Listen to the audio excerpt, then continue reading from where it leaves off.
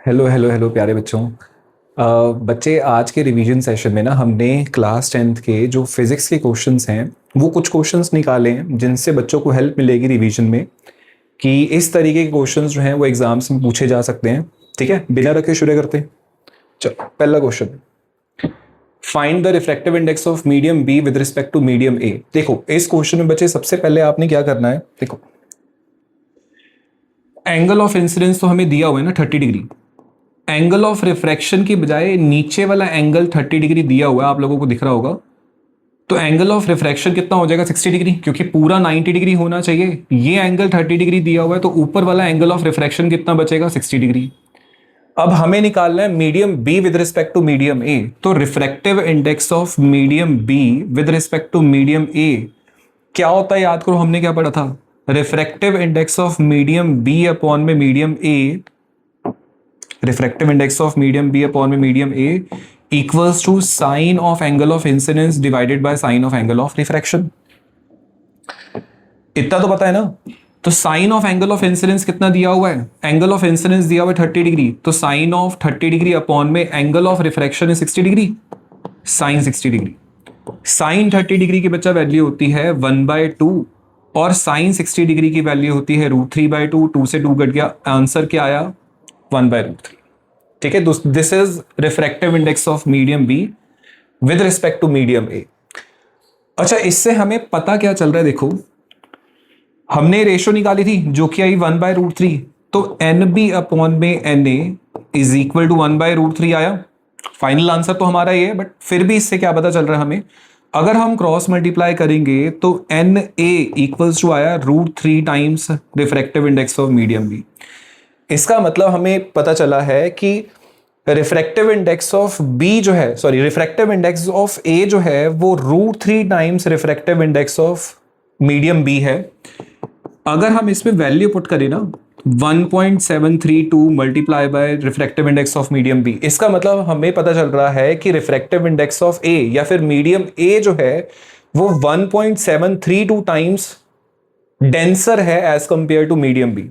ठीक है, मतलब मीडियम ए जो है वो डेंसर मीडियम है और मीडियम बी जो है वो रेयर मीडियम है। बेटा यहां से भी पता चल रहा है हमें कि अगर हम देखेंगे रे ऑफ लाइट जो है, अगर आप इंसिडेंट रे ऑफ लाइट देखोगे तो वो towards away from the normal bend हो रही है, away from the normal bend हो रही है। That means denser medium is medium है और rare medium is medium B. चलो अगला question. A convex lens is making full image of an object. What will happen if lower half of the lens is covered with black paint? अगर हम lower half of lens को black paint से cover कर देंगे तो क्या convex lens उस object की पूरी इमेज बना पाएगा या नहीं बना पाएगा? The answer is yes, convex lens will form the full image of the object. बस इतना होगा, बस इतना होगा कि इंटेंसिटी ऑफ इमेज जो है वो रिड्यूस हो जाएगी। लेट्स से ये उसकी फोकल लेंथ है f1 और ये अदर साइड की फोकल लेंथ है f2। ठीक है, मान लेते हैं यहां पर हमने एक ऑब्जेक्ट रखा, रे ऑफ लाइट पैरेलल गई और हमने इस कॉन्वेक्स लेंस को, आधे पार्ट ऑफ कॉन्वेक्स लेंस को किसी ब्लैक पेंट के साथ कवर करा हुआ है। अब हुआ क्या, इमेज तो पूरी बनी लेकिन उसकी जो इंटेंसिटी होगी वो रिड्यूस हो जाएगी। क्यों? बिकॉज रेज ऑफ लाइट जो है वो पहले पूरी कॉन्वेक्स लेंस से आ रही थी और इमेज बना रही थी। अब रेज ऑफ लाइट कहां से आएगी, सिर्फ upper part of convex lens से आएगी और उसकी इमेज तो पूरी बनाएगी, लेकिन सिर्फ अपर पार्ट पे से आने के कारण उसकी इंटेंसिटी जो है, ब्राइटनेस जो है वो समवट रिड्यूस हो जाएगी, इमेज पूरी बनेगी। इमेज फॉर्मेशन देखो कैसे बनेगी, रेज ऑफ लाइट रिफ्रैक्ट करेगी, फोकस से पास करेगी।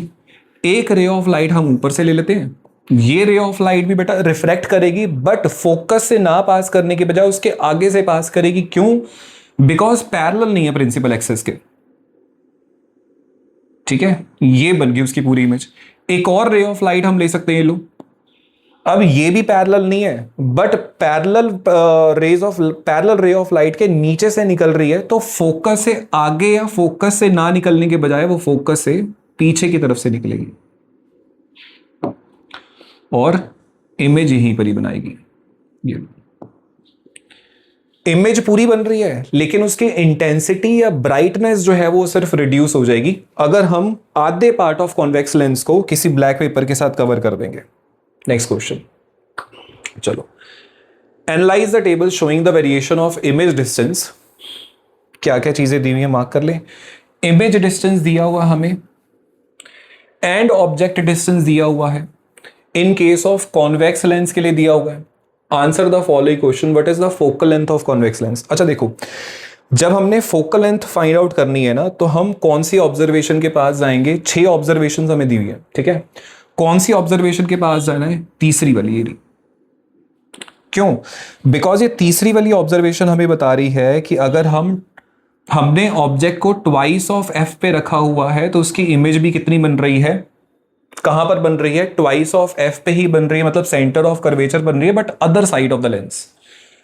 ठीक है, तो पहले पार्ट में जो ट्वाइस ऑफ फोकल लेंथ का डिस्टेंस दिया हुआ है वो दिया हुआ है 40 सेंटीमीटर। मतलब अगर हम बना के देखें इसको, तो ये रहे फोकस, ये ट्वाइस ऑफ F1 वाला डिस्टेंस, ये F2 और ये ट्वाइस ऑफ F2 वाला डिस्टेंस। अगर हम ऑब्जेक्ट को यहां पर रखेंगे तो उसकी इमेज भी 2F2 पे ही फॉर्म होगी। मतलब अगर ये वाला डिस्टेंस हमें 40 सेंटीमीटर दिया हुआ है तो ये वाला डिस्टेंस भी कितना होगा, 40 सेंटीमीटर ही होगा। बट इसकी फोकल लेंथ कितनी आएगी, फिर इसकी फोकल लेंथ विल बी 40/2 मतलब 20 सेंटीमीटर। तो पहले पार्ट का आंसर कितना हुआ, फोकल लेंथ कितनी आई, 20 सेंटीमीटर। ठीक है, दूसरा क्वेश्चन, सेकेंड पार्ट हाँ जी, write the serial number of the observation which is not correct, on what basis you have arrived at this conclusion. कौन सी ऑब्जर्वेशन जो है, इन 6 ऑब्जर्वेशन में से कौन सी ऑब्जर्वेशन करेक्ट नहीं है। देखो, अगर हम 6th वाली ऑब्जर्वेशन को देखें, अगर हम 6th वाली ऑब्जर्वेशन के ऊपर नजर मारें, फोकल लेंथ आ गई 20 सेंटीमीटर। 6th वाली ऑब्जर्वेशन में ऑब्जेक्ट डिस्टेंस दिया हुआ है 15 सेंटीमीटर। इसका मतलब ऑब्जेक्ट कहीं ना कहीं ऑप्टिकल सेंटर और फोकस के बीच में रखा हुआ है, क्योंकि यहां तक का तो डिस्टेंस 20 सेंटीमीटर आ गया ना। तो ऑप्टिकल सेंटर और फोकस के बीच में ऑब्जेक्ट रखा हुआ है, तो इसकी इमेज कैसे बननी चाहिए थी, वर्चुअल और इरेक्ट इमेज बननी चाहिए थी। मतलब सेम साइड ऑफ लेंस बननी चाहिए थी। मतलब इमेज डिस्टेंस के आगे अगर हम साइन देखें तो इट शुड बी नेगेटिव आना चाहिए था, लेकिन इमेज डिस्टेंस के आगे साइन कौन सा आ रहा है, पॉजिटिव। तो ये वाली ऑब्जर्वेशन इनकरेक्ट निकली, बिकॉज अगर हम ऑब्जेक्ट को ऑप्टिकल सेंटर और फोकस के बीच में रखेंगे तो इमेज को भी कहां पर बनना चाहिए था, same side as the object. लेकिन इमेज यहां पर क्या शो हो रहा है, दूसरी तरफ बन रही है। ठीक है, 6th observation is incorrect. 6th observation is incorrect. C part. Select an appropriate scale and draw a ray diagram for the observation of serial number 2. अब appropriate scale का बच्चे मतलब क्या है इसमें? Appropriate scale का मतलब है कि यहां पर ऑब्जेक्ट को रखा गया है 60 सेंटीमीटर के डिस्टेंस पे और इमेज बन रही है 30 सेंटीमीटर के डिस्टेंस पे। अब कॉपी के ऊपर आप 60 सेंटीमीटर थोड़ी ना बना दोगे, तो इसलिए इन्होंने बोला है कि एप्रोप्रिएट स्केल यूज करो और अपने आप ही सीरियल नंबर 2 को एज अ डायग्रामेटिकली शो करो। ठीक है, करें एक बार, पहले इसको स्टडी करते हैं थोड़ा सा। देखो, ऑब्जेक्ट डिस्टेंस दिया हुआ है बच्चे 60 सेंटीमीटर। 60 सेंटीमीटर का मतलब है ट्वाइस ऑफ एफ का डिस्टेंस हो गया 40 सेंटीमीटर। 60 सेंटीमीटर का मतलब है सेंटर ऑफ कर्वेचर से भी पीछे रखा हुआ है ऑब्जेक्ट, बियॉन्ड 2F रखा हुआ है या बियॉन्ड सेंटर ऑफ कर्वेचर रखा हुआ है। तो बियॉन्ड 2F अगर ऑब्जेक्ट रखते हैं तो इमेज कहां पर बनती है, बिटवीन F एंड 2F। तो वो वाली ऑब्जर्वेशन हमने बनानी है और स्केल हम अपनी मर्जी से चूज कर सकते हैं। देखो, स्केल हम अपनी मर्जी से चूज कर सकते हैं, जैसे कि कॉन्वेक्स लेंस, ये लो,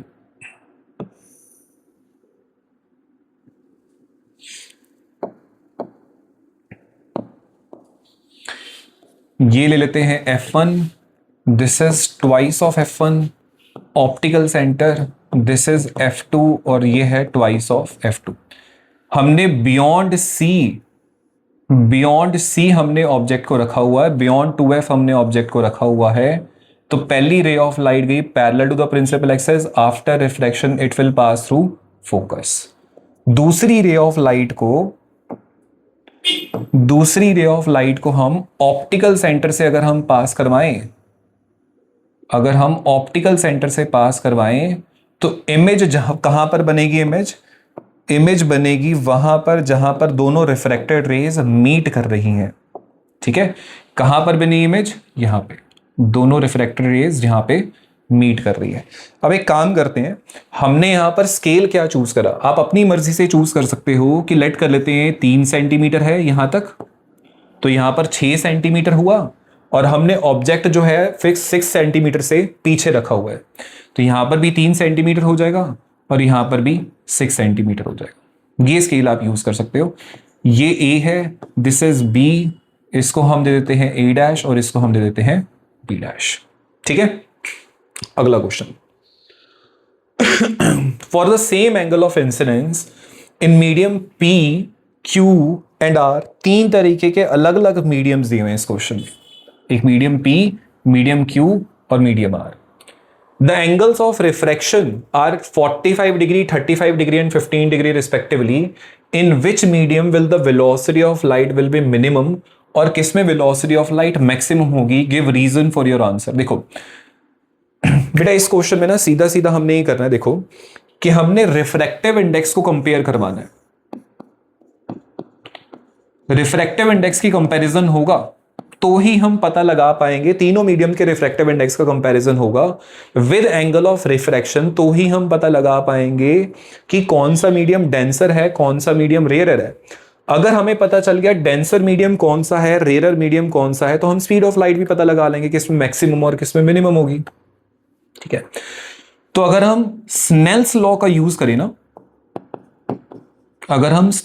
यूज करें तो refractive index is the ratio of sine of angle of incidence to the sine of angle of refraction।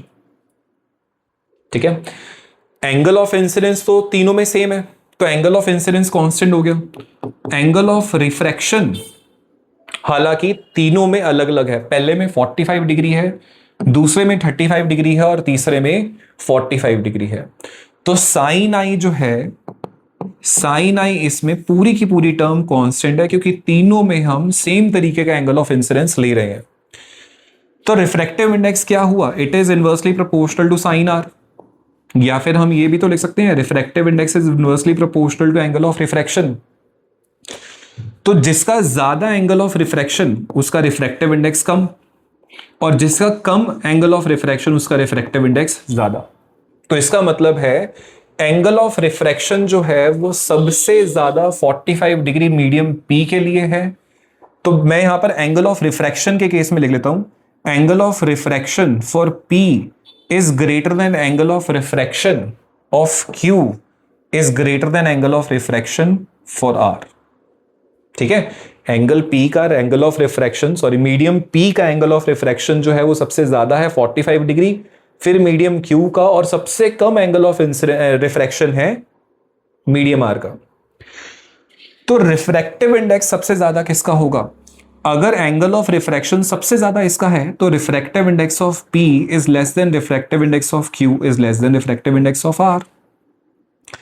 सबसे ज्यादा रिफ्रैक्टिव इंडेक्स हुआ आर का, सबसे कम हुआ पी का। तो सबसे ज्यादा डेंसर मीडियम कौन सा है?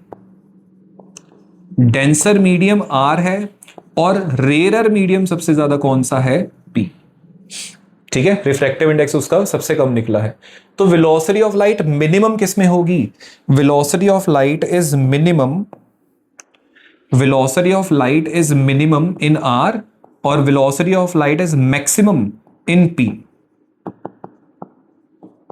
ठीक है, बिकॉज एक और चीज ना, देखो रिफ्रैक्टिव इंडेक्स जो है वो होता है सी अपॉन वी। तो अगर मैं इन दोनों को इंटरचेंज कर दूं तो it is v equals to C upon में n refractive index.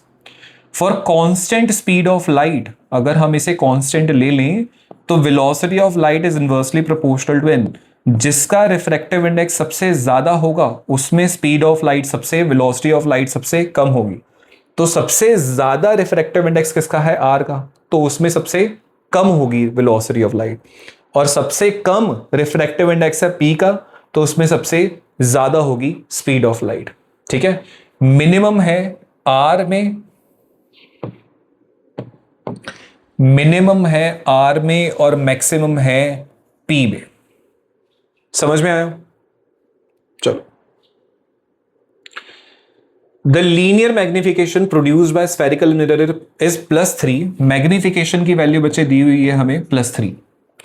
Analyse this value and state the type of mirror. कौन से तरीके का मिरर है? जैसे प्लेन मिरर यूज करा हमने, या कॉनकेव मिरर यूज करा, या कॉन्वेक्स मिरर यूज करा। इन तीनों में से पता लगाना है कि कौन से तरीके का मिरर हमने यूज करा है। Also find the position of the object with respect to the पोल।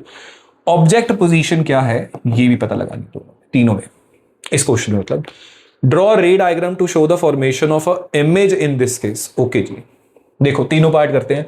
पहले मैग्निफिकेशन की वैल्यू को स्टडी कर लेते हैं। इसमें दो चीजें हमने डिटरमाइन करनी। देखो, एक तो साइन कौन सा है इस क्वेश्चन में मैग्निफिकेशन का? पॉजिटिव। साइन पॉजिटिव होने के कारण नेचर ऑफ इमेज क्या होगा? वर्चुअल और इरेक्ट। अब वर्चुअल और इरेक्ट इमेज बेटा, वर्चुअल और इरेक्ट प्लेन मिरर में भी बनती है, कॉनकेव मिरर में भी बनती है, और कॉन्वेक्स मिरर में भी बनती है। इसमें भी वर्चुअल और इरेक्ट, इसमें भी वर्चुअल और इरेक्ट, और इसमें भी वर्चुअल और इरेक्ट इमेज बनती है। लेकिन तीनों में वर्चुअल और इरेक्ट इमेज का नेचर जो है वो डिफरेंस होता है, सॉरी साइज जो है वो डिफरेंस होता है। प्लेन मिरर में वर्चुअल और इरेक्ट इमेज सेम साइज की बनती है। कॉनकेव मिरर में वर्चुअल और इरेक्ट जो है वो एनलार्ज्ड बनती है, बड़े साइज की इमेज बनती है। और कॉन्वेक्स में वर्चुअल और इरेक्ट डिमिनिश्ड, छोटे साइज की इमेज बनती है। डिमिनिश्ड, छोटे साइज की इमेज बनती है। अब दूसरा न्यूमेरिकल वैल्यू क्या है इसकी? 3। न्यूमेरिकल वैल्यू जो है, मैग्निफिकेशन जो है वो ग्रेटर देन 1 आ रही है। अब अगर मैग्निफिकेशन ग्रेटर देन 1 आती है तो कौन से तरीके की, कौन से साइज की इमेज बनती है? Enlarged image. हाँ जी, वर्चुअल इरेक्ट और एनलार्ज्ड इमेज। तो नेचर ऑफ मिरर क्या होगा हमारा? Concave mirror. ठीक है, नेचर ऑफ मिरर क्या हुआ? Concave mirror, concave mirror. Next, position of the object. अब कॉनकेव मिरर में बेटा टोटल हमारे पास 6 तरीके के पोजीशन पे, 6 तरीके की पोजीशन पे ऑब्जेक्ट को रखते हैं। उनमें से एक ही ऐसा केस है जिसमें वर्चुअल और इरेक्ट इमेज बनती है। कहां पर? अगर हम ऑब्जेक्ट को रखें between pole, between pole and focus. ठीक है, तो पोजीशन ऑफ ऑब्जेक्ट क्या हुई? Between pole and focus. Okay, draw the ray diagram. Next, ray diagram अगर हम ड्रॉ करें, रे डायग्राम अगर हम ड्रॉ करें तो हम कुछ इस तरीके से ड्रॉ कर सकते हैं। देखो जी,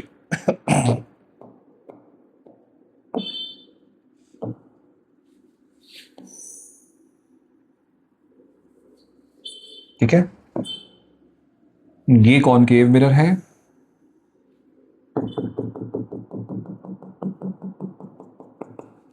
ये ले लेते हैं focus. This is centre of curvature approximately pole. हमने रखा हुआ है बिटवीन फोकस एंड पोल। तो एक रे ऑफ लाइट यहां से गई, ठीक है, जब रिफ्लेक्ट होके आएगी तो फोकस से जाने की कोशिश करेगी, और दूसरा हम पोल से पास करवा सकते हैं। ये लो जी। अब आगे जाके दोनों रिफ्लेक्टेड रेस कहीं पर मीट नहीं करेंगी, तो हम क्या करेंगे, इसे पीछे, मिरर के पीछे एक्सटेंड करवा के मीट करवाने की कोशिश करेंगे। तो ये कुछ इस तरीके से जाएगी। यहां पर दोनों reflect extended rays of light यहां पर मीट कर रही हैं, तो इसकी इमेज कहां पर फॉर्म होगी? यहीं पर। और क्योंकि ये वर्चुअल इमेज फॉर्म हो रही है तो हम डॉटेड बनाएंगे। Virtual image is always formed as dotted. इसे बोल देते हैं ए, बी, ए डैश और बी डैश। चलो जी। draw the pattern of magnetic field lines through and around a current carrying loop of wire, mark the direction of electric current in the loop and magnetic field lines. तो बच्चे देखो एक काम करते हैं हम इसमें, पहले तो हम लूप बनाते हैं ये, let this be a circular loop, लेकिन इसमें मैं क्या लेट कर रहा हूं कि दोनों चीजें जो हैं, ये दोनों वायर्स एक पॉजिटिव टर्मिनल ऑफ बैटरी से कनेक्टेड हैं और एक negative terminal, such that loop में करंट क्लॉकवाइज डायरेक्शन में फ्लो करे. ठीक है, लूप में करंट क्लॉकवाइज डायरेक्शन में फ्लो करे और ये हिस्सा जो है लूप का, ये हिस्सा अंदर की तरफ है और ये दोनों वायर्स जो है वो आपकी तरफ निकल रही होंगी. ठीक है, जैसे कि हमने कुछ इस तरीके से रखा हुआ है कि लूप का ये वाला हिस्सा, सर्कुलर हिस्सा जो है वो अंदर की तरफ है और ये वायर्स जो है कुछ इस तरीके से आपकी तरफ होंगी. ठीक है, चलो, और अगर इसी पोजीशन से आप मैग्नेटिक फील्ड लाइंस को देखोगे, इसी पोजीशन से अगर आप मैग्नेटिक फील्ड लाइंस को देखोगे तो आपको परफेक्टली सर्कुलर शेप की मैग्नेटिक फील्ड लाइंस नजर आएंगी. तो अगर इस पॉइंट पे देखें, हम इस पॉइंट पे देखें तो magnetic field line will be this, और ऐसे ही नीचे की डायरेक्शन में देखेंगे तो मैग्नेटिक फील्ड लाइन कुछ इससे नजर आएंगी. लेकिन अब हमने देखना है कि मैग्नेटिक फील्ड जो है वो क्लॉकवाइज डायरेक्शन में होगी या एंटी क्लॉकवाइज डायरेक्शन में. अब हमने वायर कुछ इस तरीके से रखी हुई है कि हमें ऐसे दिखाई देगा करंट जो है ऊपर वाले पॉइंट पे, इस वाले पॉइंट P पॉइंट पे करंट जो है वो अंदर की तरफ जा रहा है कुछ इस तरीके से. जैसे कि इस वायर को लें तो करंट जो है वो कुछ इस तरीके से जा रहा होगा यहां पर. तो अगर हम करंट की डायरेक्शन में right hand thumb rule use करें, थंब को हम करंट की डायरेक्शन में रखें तो आपको मैग्नेटिक फील्ड लाइन किस डायरेक्शन में नजर आएंगी? क्लॉकवाइज डायरेक्शन में, क्लॉकवाइज डायरेक्शन में. और यहां से जाते हुए करंट आपकी तरफ नीचे से वापस आएगा. तो यहां पर अगर हम थंब को रखेंगे in the direction of current तो हमें मैग्नेटिक फील्ड लाइंस कैसे नजर आएंगी? In the direction of anti clockwise direction में, एंटी क्लॉकवाइज डायरेक्शन में.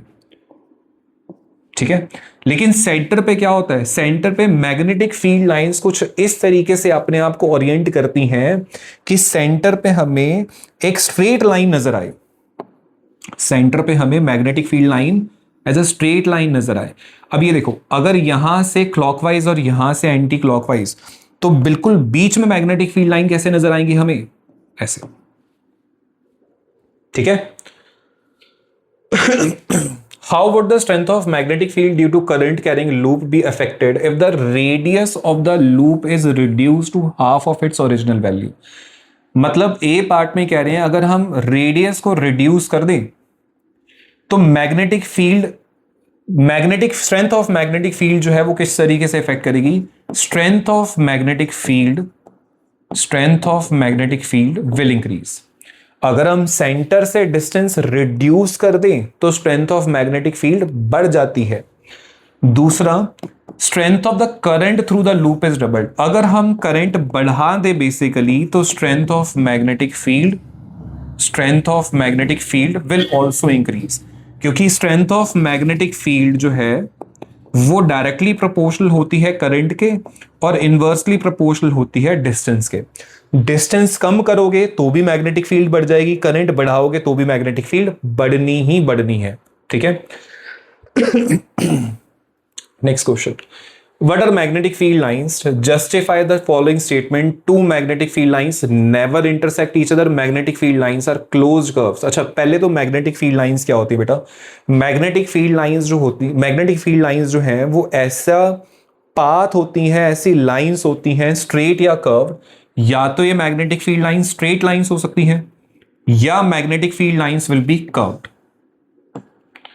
मैग्नेटिक फील्ड लाइंस या तो स्ट्रेट लाइंस होती हैं या कर्व्ड लाइंस होती हैं. लेट्स से हम सिंप्लीफिकेशन के लिए ना कर्व्ड लाइंस ले लेते हैं, सच दैट अगर मुझे किसी भी पॉइंट पे डायरेक्शन ऑफ मैग्नेटिक फील्ड निकालनी है तो I can draw the tangent at that point जहां पर मुझे डायरेक्शन निकालनी है. ए पॉइंट पे डायरेक्शन अलग होगी, बी पॉइंट पे डायरेक्शन अलग होगी, सी पॉइंट पे अलग होगी. बट अगर आप स्ट्रेट लाइन कंसिडर करोगे मैग्नेटिक फील्ड को तो हर पॉइंट पे डायरेक्शन जो है वो सेम ही होगी. हर पॉइंट पे direction will be same, that is इस डायरेक्शन में, बट यहां पे कर्व्ड होगी तो ए पॉइंट पे अलग, बी पॉइंट पे अलग और सी पॉइंट पे अलग। कौन देगा? Tangents will give the direction of magnetic field lines. अब एक्सप्लेन किस चीज को करना है? दो मैग्नेटिक फील्ड लाइंस कभी भी इंटरसेक्ट नहीं कर सकती, ट्रू। क्यों? मान लेते हैं दो मैग्नेटिक फील्ड लाइन इंटरसेक्ट कर रही है, मान लेते हैं दो मैग्नेटिक फील्ड लाइंस इंटरसेक्ट कर रही है, तो जिस पॉइंट पे दोनों मैग्नेटिक फील्ड लाइन इंटरसेक्ट करेगी उस पे तो बच्चे दो डायरेक्शन हो गई ना। अब कंपास नीडल की तरफ, कंपास नीडल को इसके पास लेकर जाओगे, इस पी पॉइंट के पास लेकर जाओगे, तो वो कंफ्यूज हो जाएगी बेचारी कि इस डायरेक्शन में पॉइंट करूं या इस डायरेक्शन में पॉइंट करूं। अब कंपास नीडल एक सिंगल नीडल है, दो डायरेक्शन में तो पॉइंट नहीं कर सकती ना, इसलिए मैग्नेटिक फील्ड कभी भी इंटरसेक्ट ही नहीं करती। Magnetic field lines are close curves. ये देखो, इसको एक्सप्लेन करने के लिए ना एक काम करते हैं, हम बार मैग्नेट की मैग्नेटिक फील्ड लाइंस बनाते हैं। ठीक है, बार मैग्नेट ली हमने, एक तरफ हमने रखा हुआ है नॉर्थ पोल और दूसरी तरफ हमने रखा हुआ है साउथ पोल। अब मैग्नेट के बाहर क्या होगा? नॉर्थ पोल से मैग्नेटिक फील्ड जाएगी साउथ पोल। ये है आउटसाइड द मैग्नेट की पिक्चर। इनसाइड मैग्नेट पिक्चर क्या होती है कि मैग्नेटिक फील्ड लाइन जा रही होती है साउथ पोल से नॉर्थ पोल। अब कहीं पर भी इस पूरी मैग्नेटिक फील्ड लाइन में कहीं पर भी ऐसा पॉइंट नहीं आया जो कि डिसकंटिन्यूटी शो कर रहा हो। डिसकंटिन्यूटी का मतलब है कोई ऐसा पॉइंट नहीं आया, कुछ इस तरीके का पॉइंट नहीं आया। तो एक तो क्लोज होती है, कहीं पर पॉइंट ऑफ डिसकंटिन्यूटी नहीं है, तो क्लोज्ड कर्व का मतलब बच्चे यही है, क्लोज्ड कर्व का मतलब यही है, there is no point of discontinuity, कुछ ऐसा पॉइंट जो है कहीं पर हमें नजर नहीं आता। आउटसाइड द मैग्नेट नॉर्थ से साउथ जाती है, इनसाइड द मैग्नेट साउथ से नॉर्थ, तो एक पूरी कंप्लीट कर्व कंप्लीट हो जाता है। ठीक है, next, magnetic field lines are shown in the given diagram. A student makes a statement that the magnetic field is at x. ये 3 पॉइंट दिए बच्चे, एक x पॉइंट दिया हुआ है, एक पॉइंट y दिया हुआ है, ये 2 पॉइंट्स हमें दिए हुए हैं, sorry. Magnetic field lines are shown in the given diagram. A student makes a statement that magnetic field at x is stronger than magnetic field at y. Explain with reason if the student claim is correct. बिल्कुल correct है बच्चे। देखो, strength of magnetic field कैसे पता चलती है? Strength of magnetic field कैसे पता चलेगी? ये तो हमने पढ़ा हुआ है, degree of closeness of magnetic field lines. जितनी ज्यादा मैग्नेटिक फील्ड लाइंस एक दूसरे के पास होंगी उतनी स्ट्रेंथ मैग्नेटिक फील्ड की ज्यादा होगी। अब इन दोनों पॉइंट्स को कंपेयर करो। एक्स पॉइंट पे मैग्नेटिक फील्ड लाइंस एक दूसरे के पास पास है, लेकिन वाई पॉइंट पे मैग्नेटिक फील्ड लाइंस दूर है, तो कहां पर स्ट्रेंथ ज्यादा होगी? एक्स पर मैग्नेटिक फील्ड की स्ट्रेंथ ज्यादा होगी, वाई पर मैग्नेटिक फील्ड की स्ट्रेंथ कम होगी। Also redraw the diagram and mark the direction of magnetic field lines. दोबारा बना देते हैं, चलो।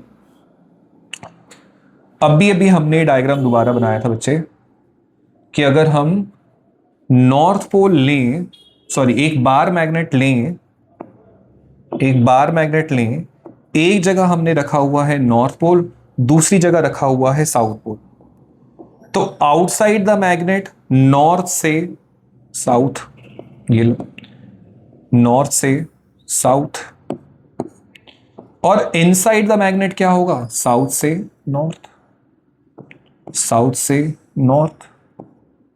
एक और बना दो, एक और बना दो, और 2 मैग्नेटिक फील्ड लाइन ऐसे निकलती हुई शो कर दो। ये लो, यहां से निकलेंगी और यहां से अंदर जाएंगे मैग्नेटिक फील्ड।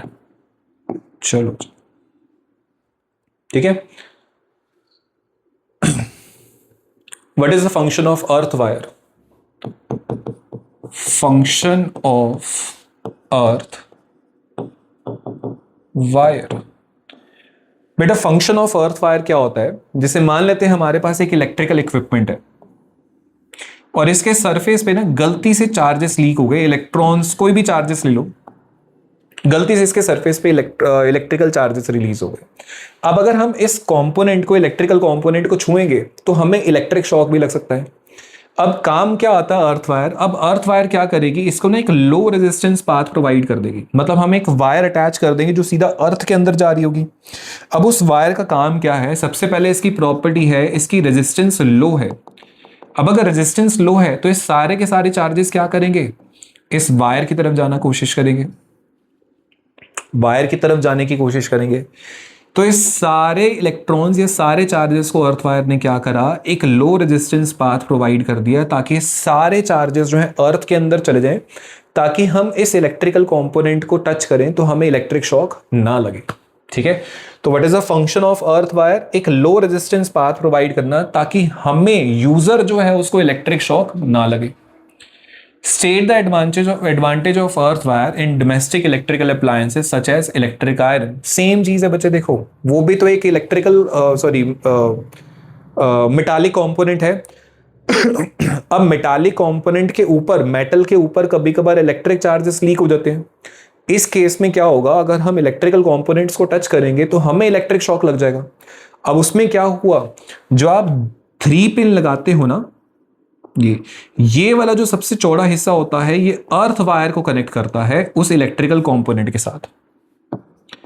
अगर ये नहीं होगा मेटालिक इंस्ट्रूमेंट्स के साथ, मेटालिक कंपोनेंट्स के साथ, ये वाली चीज नहीं होगी तो अगर हम टच करें तो ऐसा हो सकता है कि हमें इलेक्ट्रिक शॉक लग जाए, लेकिन ये अर्थ वायर ऐसा होने नहीं देती।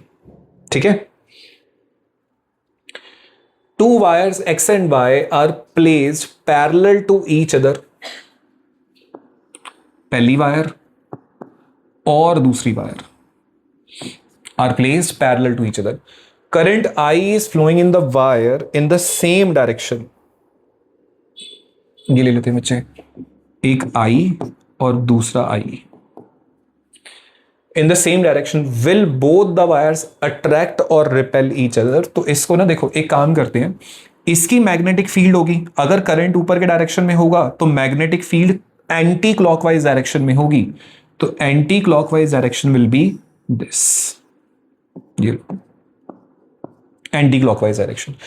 मतलब अगर हम ये पॉइंट लें, इस P पॉइंट को लें, तो मैग्नेटिक फील्ड अंदर की तरफ होगी, मैग्नेटिक फील्ड अंदर की तरफ होगी। तो वायर्स अट्रैक्ट कर रही है, रिपेल कर रही है। अब इस चीज को देखो बेटा, फ्लेमिंग्स लेफ्ट हैंड रूल लगाना पड़ेगा हमें कि वायर्स अट्रैक्ट होंगी, मतलब फोर्स किस डायरेक्शन में लगेगी। मतलब इन शॉर्ट हमें फोर्स की डायरेक्शन निकालनी है, मैग्नेटिक फील्ड की अंदर है और करंट जो है वो ऊपर की तरफ है। करंट ऊपर की तरफ जा रहा है वायर वाई में और मैग्नेटिक फील्ड अंदर की तरफ है। तो ये थंब किस तरफ पॉइंट कर रहा है, towards the x, wire x. इसका मतलब वायर वाई जो है वो इस डायरेक्शन में मूव करना शुरू कर देगी। सेम सिनेरियो होगा वायर एक्स का, वो इस डायरेक्शन में मूव करना। मतलब दोनों वायर्स एक दूसरे की तरफ जा रही हैं तो दोनों वायर्स एक दूसरे को क्या करेंगी, अट्रैक्ट कर देंगी। सेम सिनेरियो अगर हम वायर एक्स में देखें, सेम सिनेरियो अगर हम वायर एक्स में देखें, इसी की मैग्नेटिक फील्ड को लेके, तो इसकी मैग्नेटिक फील्ड भी एंटी क्लॉकवाइज डायरेक्शन में, क्योंकि करंट ऊपर की तरफ जा रहा है। बट अब थोड़ा सा उल्टा हो गया, मैग्नेटिक फील्ड बाहर की डायरेक्शन में है। इसके ऊपर भी फ्लेमिंग्स लेफ्ट हैंड रूल लगाएं।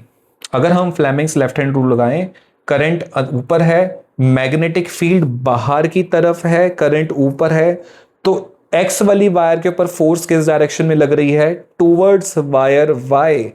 मतलब इसके ऊपर इस डायरेक्शन में फोर्स लग रही है और एक्स के ऊपर वाई के डायरेक्शन में फोर्स लग रही है, तो दोनों एक दूसरे की तरफ बढ़ना शुरू कर देगी। मतलब दोनों एक दूसरे को अट्रैक्ट करेंगी। Consider the following electrical circuit, calculate the values of the following total resistance of the circuit. देखो जी, 2 रेजिस्टेंसेस पैरेलल में दिए गए हैं, 10 ओम और 15 ओम, और another 2 resistance R in parallel. इन दोनों का इक्विवेलेंट अगर मैं बनाऊंगा तो कुछ ऐसे बनेगा, और ऐसे ही इन दोनों का इक्विवेलेंट बनाएंगे तो भी। अब ये दोनों रेजिस्टेंसेस क्या हैं आपस में, सीरीज में। पहले हम ये वाली रेजिस्टेंस निकाल लेते हैं, फिर ये वाली नीचे वाली रेजिस्टेंस निकाल देंगे और इन दोनों का टोटल कर देंगे, इक्विवेलेंट रेजिस्टेंस आ गई 10 ओम एंड 15 ओम प्लस 1/15। अगर आप इसमें एलसीएम लोगे तो एलसीएम वुड बी 30,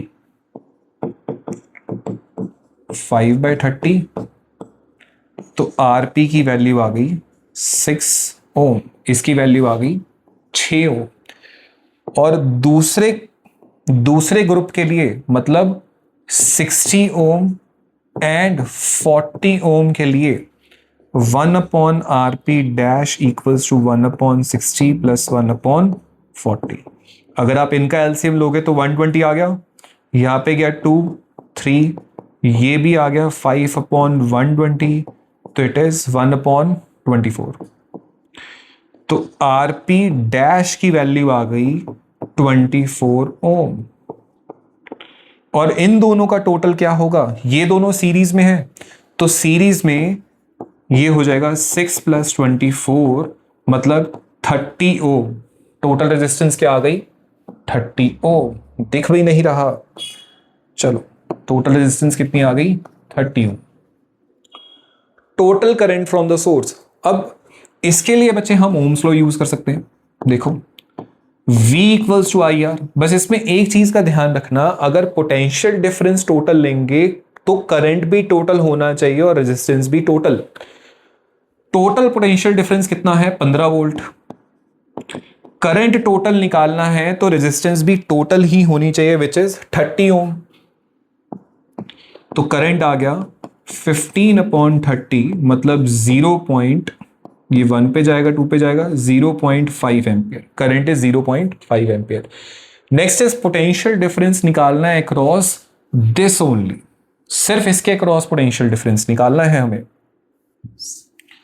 देखो अगर सिर्फ ऊपर वाले स्ट्रक्चर के थ्रू पोटेंशियल डिफरेंस निकालना है तो रेजिस्टेंस भी बच्चे उन दोनों की टोटल होनी चाहिए, अभी भी समझाया। क्योंकि अगर हमने V equals to I R करेंगे तो सिर्फ इस चीज को देखो, इसकी टोटल रेजिस्टेंस 6 ओम है, करंट कितना जा रहा है 0.5 एम्पियर, तो इसके क्रॉस पोटेंशियल डिफरेंस आ जाएगा। तो पोटेंशियल डिफरेंस अक्रॉस 10 एंड 15 ओम निकालने का, और दोनों क्योंकि पैरेलल में है तो दोनों के क्रॉस पोटेंशियल डिफरेंस सेम ही रहने वाली है। करंट कितना जा रहा है दोनों के क्रॉस 0.5 और रेजिस्टेंस कितनी है 6 ओम, तो पोटेंशियल डिफरेंस कितना आएगा 3 वोल्ट। 15 वोल्ट में से 3 वोल्ट पोटेंशियल डिफरेंस इसके क्रॉस आ गया, तो इसके क्रॉस कितना आएगा 12 वोल्ट। निकाल के देखें एक बार, ये पूछा तो नहीं है बट हम निकाल के देख लेते हैं। Potential difference across 60 ohm and 40 ohm. V equals to I R again, current उसमें से भी तो बेटा 0.5 एम्पियर ही जा रहा है, तो 0.5 मल्टीप्लाई बाय 24, टोटल रेजिस्टेंस इसकी 24 थी, तो उसके क्रॉस पोटेंशियल डिफरेंस आएगा 12 वोल्ट। टोटल कितना हो गया 15 वोल्ट, जितना टोटल पोटेंशियल डिफरेंस है। 4 identical resistors of 12 ohm each connected in series to form a square ABCD as shown in the figure. What is the resistance of the network between the point? इसके across equivalent, इन 2 points के cross equivalent resistance निकालनी है। अब जब 2 point के cross बच्चे equivalent resistance निकालनी है ना, तो एक काम करते हैं, किसी भी एक में से करंट भेज दो। आई में से करंट भेज दिया। अब इस जंक्शन पे आके, इस पॉइंट पे आके करंट जो है वो 2 पार्ट्स में डिवाइड हो गया। एक तो यहां पर गया लेट्स से I1, यहां पर गया I1 और दूसरी जगह गया I2। ये I2 करंट 12 ओम में से भी पास कर रहा है, ये वाले 12 ओम में से भी पास कर रहा है, और यही I2 करंट जो है अदर 12 ओम, जो तीसरे वाला 12 ओम है उसमें से भी पास कर रहा है, इसमें से, इसमें से और इसमें से। इस पॉइंट पे आके I1 करंट और I2 करंट दोबारा से मिलेंगे और दोबारा क्या बना देंगे I, जो कि टर्मिनल 2 के पास चले जाएगा। अब इससे पता क्या चला, सेम करंट किस में से पास कर रहा है, इसको ले लेते हैं हम R1, R2 R3 और R4 सेम करंट किस में से पास कर रहा है? R1 में से, R2 में से एंड R3 में से। इन तीनों में से सेम करंट पास कर रहा है, दैट मीन्स ये तीनों किस में है? सीरीज में। ये तीनों सीरीज में, तो इन तीनों का टोटल हो जाएगा R1 और R3। 12 प्लस 12 प्लस 12 36 ओम। और ये तीनों का टोटल R4 के साथ पैरेलल में देखो, ये इक्विवेलेंट सर्किट बनेगा इसका। दिस इज R4 और दिस इज RS। तो ये दोनों पैरेलल में, इन दोनों का equivalent would be 1/R4 plus 1/RS। तो 1/12 प्लस 1/36 एलसीएम अगर आप ले लोगे तो बच्चे 36, 3 प्लस 1 4/36 पे 9 पे जाएगा, तो इक्विवेलेंट रेजिस्टेंस आ गया इसका 9 ohm. Equivalent resistance is 9 ohm. Next question, consider the following circuit in which of the following circuit power dissipation is minimum and power dissipation is maximum। ये तीन सर्किट है। पहले तो बच्चा इनको सॉल्व करके ना इनके इक्विवेलेंट सर्किट बनाते हैं। इसका तो ऑलरेडी बना हुआ, पहले वाले को तो एज इट इज बना दो। ये बेचारा 5 ओम में अकेला, 12 वोल्ट इसके क्रॉस पोटेंशियल डिफरेंस है। दूसरा, ये दोनों सीरीज में है, तो सीरीज में 5 प्लस 5 10 हो गया। इसके क्रॉस भी 12 वोल्ट है। तीनों के क्रॉस देखो पोटेंशियल डिफरेंस कांस्टेंट है, नोट करने वाली बात है। ये दोनों पैरेलल में है। जब पैरेलल में रेजिस्टेंसेस इक्वल होते हैं, इक्विवेलेंट रेजिस्टेंस गेट हाफ। तो इक्विवेलेंट रेजिस्टेंस इसका कितना आएगा?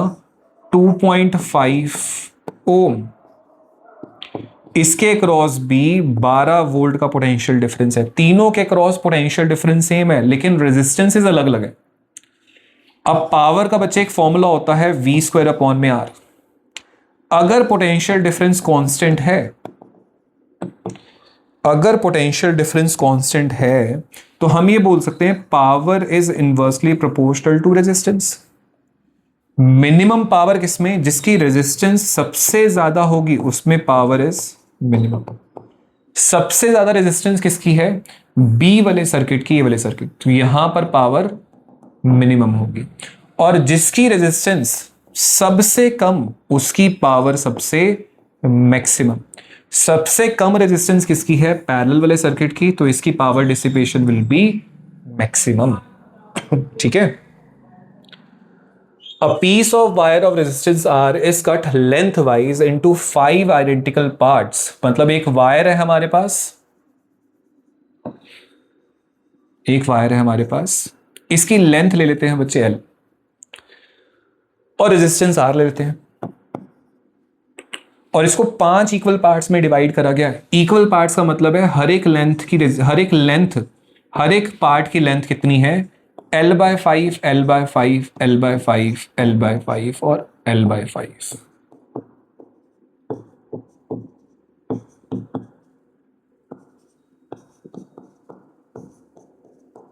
हर एक पार्ट की लेंथ है L/5।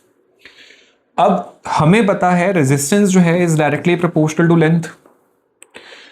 तो अगर लेंथ 1/5 हो गई तो रेजिस्टेंस भी इन पांचों पार्ट की 1/5 हो जाएगी।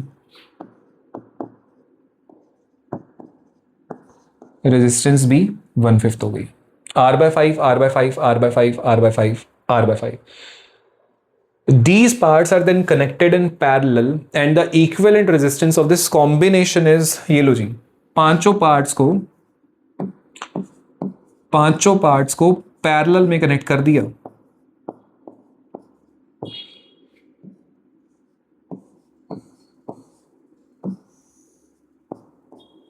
पांचों पार्ट को पैरेलल में कनेक्ट कर दिया, और अब जो कॉम्बिनेशन आया उसकी रेजिस्टेंस दी हुई है RP की बजाय R' दिया हुआ। अब हमें निकालना है रेशियो ऑफ R/R'।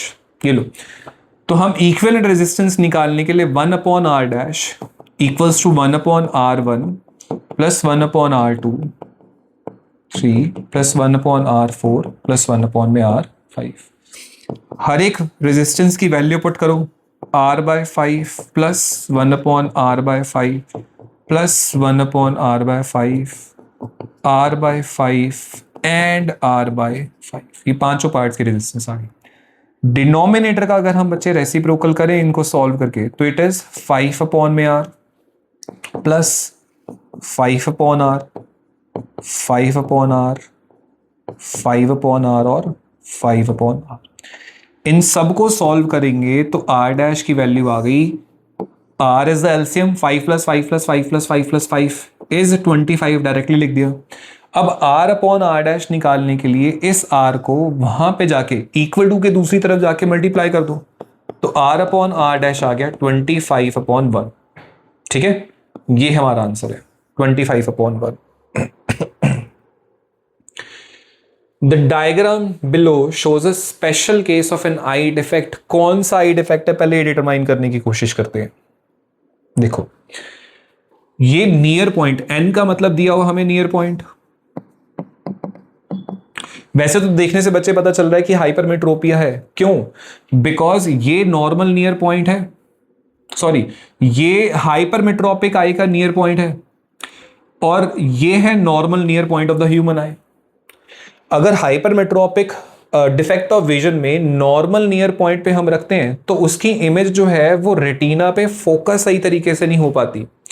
अब ये जो चीज दी हुई है इसका मतलब ये नहीं है, मैंने समझाया था क्लास में, ये नहीं है कि इसकी इमेज जो है आंख के पीछे जाके बनेगी। इट इज जस्ट दैट कि ये सारी रेज ऑफ लाइट जो है वो रेटिना के ऊपर, इस लेयर के ऊपर फोकस नहीं हो पा रही है, पीछे फोकस होने की कोशिश कर रही है बट रेटिना पे फोकस नहीं हो पा रही है। तो कौन सा डिफेक्ट ऑफ विजन है? हाइपरमेट्रोपिया, जिसमें नियर पॉइंट जो है वो और 25 सेंटीमीटर से आगे चले जाता है। तो अगर हम वहां पर रखेंगे, यहां पर ऑब्जेक्ट को रखेंगे तो हमें क्लियरली दिखाई देगा, लेकिन इसके आगे कहीं पर रखेंगे तो हमें क्लियरली इमेज नहीं नजर आएगी। Hypermetropia, hypermetropia. State one cause for such a defect. Cause बच्चे एक पूछा है, हम दो बता देते हैं लोग। पहला, decrease in the size of eye ball.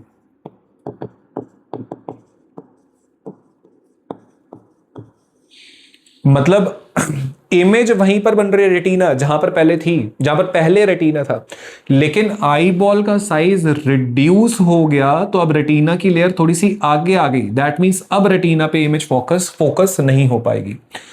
दूसरा, ये भी बोल सकते हैं फोकल लेंथ का बढ़ जाना, आई लेंस की पावर का कम हो जाना, या फिर लेंस के, आई लेंस के कर्वेचर का बढ़ जाना, थिन हो जाना। मतलब आई लेंस जो है वो हमारा थिन हो गया, जिसकी वजह से अब फोकल लेंथ उसकी बढ़ गई तो पावर कम हो गई। पहले जो थी, पहले आई लेंस डायरेक्ट इमेज को फोकस कर रहा था रेटिना के ऊपर, क्योंकि फोकल लेंथ बढ़ गई तो अब रेटिना पे फोकस ना करने के बजाय आगे करने की कोशिश करेगा। Explain with reason if the concave lens can be use to correct the defect of vision. नहीं, हाइपरमेट्रोपिया में कौन सा लेंस यूज होता है? Convex lens can be use to correct the defect of vision. Convex lens hypermetropia में, myopia में concave lens, और presbyopia में बायफोकल लेंसेज यूज होते हैं। कॉनकेव और कॉन्वेक्स दोनों होने चाहिए उसमें। Identify the parts of eye labeled in the diagram from the description given below by writing the labels as your answer। पहला हमें दिया हुआ है it helps in changing the focal length of the lens। focal length of the lens को change करने के लिए कौन सा यूज होता है? ciliary muscles। ciliary muscles, ciliary muscles कौन शो कर रहा है? R वाला पार्ट। सिलियरी मसल्स कैसे कन्वर्ट करती? देखो, सिलियरी मसल्स अगर कॉन्ट्रैक्ट होंगी, सिलियरी मसल्स अगर कॉन्ट्रैक्ट होगी, और कॉन्ट्रैक्ट क्यों होगी? बिकॉज हम पास का ऑब्जेक्ट देख रहे होंगे। जब हम पास का ऑब्जेक्ट देखते हैं तो सिलियरी मसल्स कॉन्ट्रैक्ट होना शुरू कर देती हैं ताकि आई लेंस को थिक कर सके, ताकि उसकी फोकल लेंथ रिड्यूस कर सके।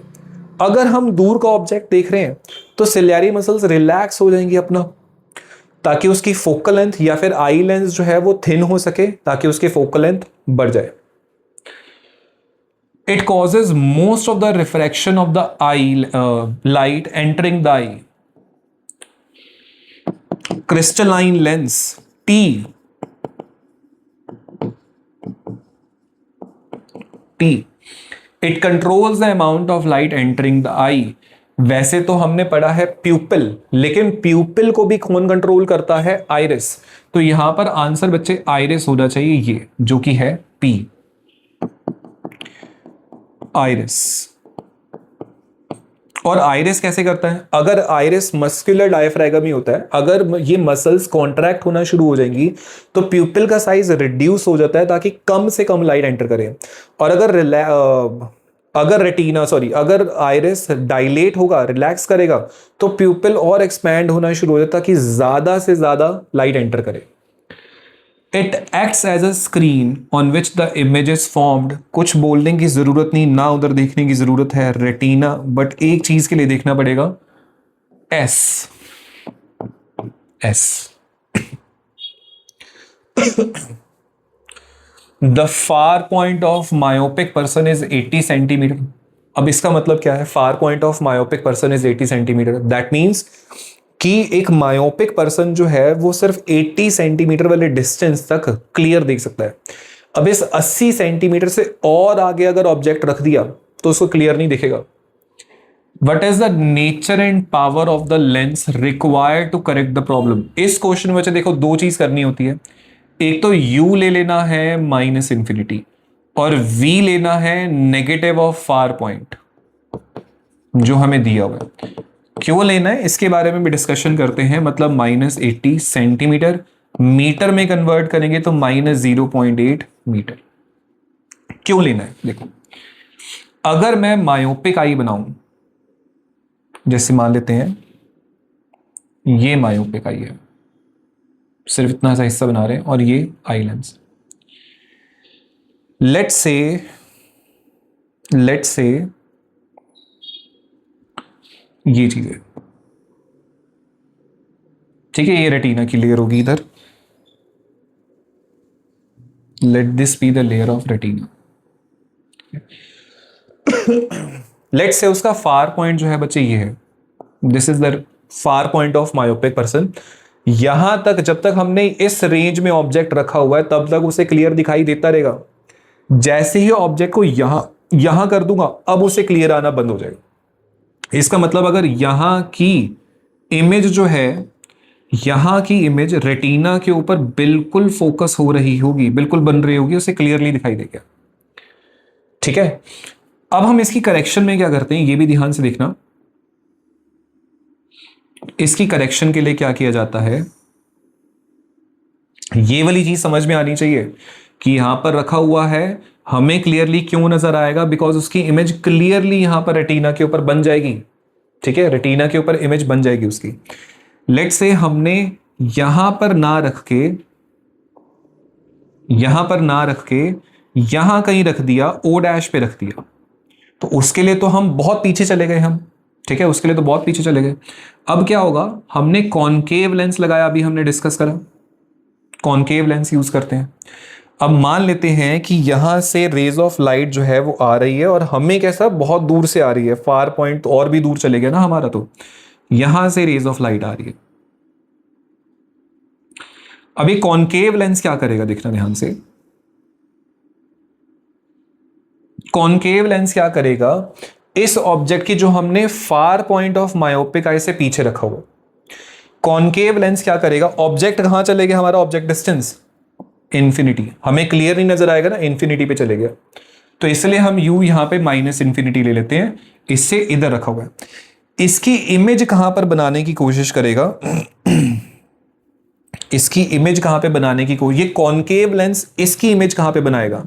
देखो, सबसे पहले तो ये यहां से रेज ऑफ लाइट डाइवर्ज होने की कोशिश करेगी, और जब डाइवर्ज होंगी तो किस तरीके से डाइवर्ज होंगी, ताकि ये वाले ऑब्जेक्ट की इमेज कहां पर बने, ऑब्जेक्ट डिस्टेंस तो इंफिनिटी हो गया, बहुत दूर पड़ा हुआ है हमारे लिए, हमें नजर ही नहीं आ रहा सही से, तो इसकी इमेज कहां पर बनाएगा ये लेंस, यहां पर बनाएगा। वैसे तो ये डॉटेड होना चाहिए थी, चलो, क्योंकि एक्चुअल रेज ऑफ लाइट तो actual refracted rays of light जो है वो आगे जाके तो मिलेंगी नहीं, ऐसे फैल गई, तो इसे पीछे एक्सटेंड करेंगे हम, ये एक और ये दूसरी।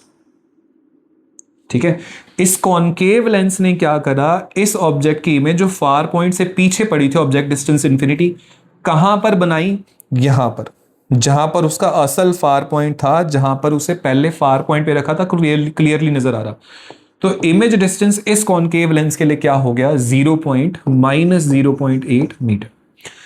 हमारे लिए ऑब्जेक्ट कहां पर रखा हुआ है, सॉरी इस लेंस के लिए ऑब्जेक्ट कहां पर रखा हुआ है, इंफिनिटी। ये कॉनकेव लेंस उसकी इमेज कहां बना रहा है, फार पॉइंट पे, ताकि हमें उसकी इमेज जो है वो क्लियरली नजर आए। अब ये रेज ऑफ लाइट, क्योंकि इस कॉन्वेक्स के लेंस के लिए ये इमेज क्या करेगी, ये एज अ ऑब्जेक्ट का काम करेगी जो पहले काम करती थी।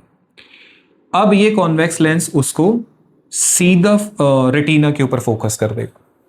ठीक है, कॉनकेव लेंस के लिए ऑब्जेक्ट बहुत दूर रखा हुआ है इंफिनिटी पे, कॉनकेव लेंस उसकी इमेज क्या कर रहा है, फार पॉइंट पे बना रहा है। अब कॉन्वेक्स लेंस के लिए, हमारे आंख वाले कॉन्वेक्स लेंस के लिए ये इमेज एज अ ऑब्जेक्ट काम करेगा, बिल्कुल सेम सिनेरियो, और इसकी इमेज बना देगा रेटिना के ऊपर।